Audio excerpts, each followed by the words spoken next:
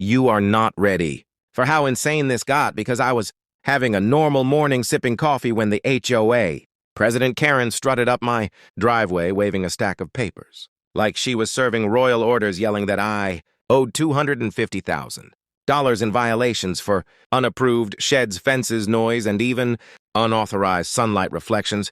from my windows, and I almost choked laughing because I live on 10 acres basically in the middle of nowhere and don't even belong to their HOA, but she kept insisting that my land technically fell under their expanded authority zone, which sounded like something she made up after binge-watching courtroom shows, and then she threatened to put a lien on my house, seize my land, and drag me to court. So I finally said, "All right, Karen, you asked for it, let's talk." Property records, and I walked inside, grabbed the original land deed. That came with my grandfather's estate, and when I handed it to her, she scanned it for 2 seconds before her face dropped like a stone.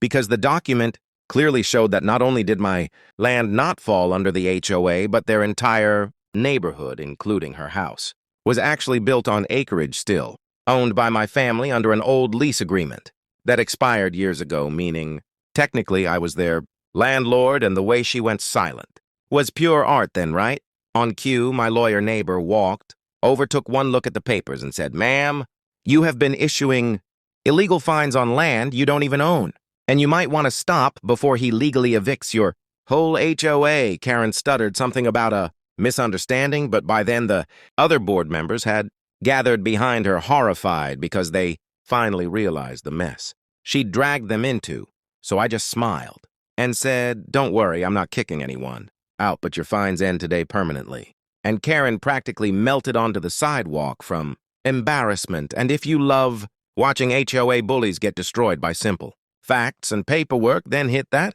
subscribe button right now, because the next story is even crazier and you do not want to miss it.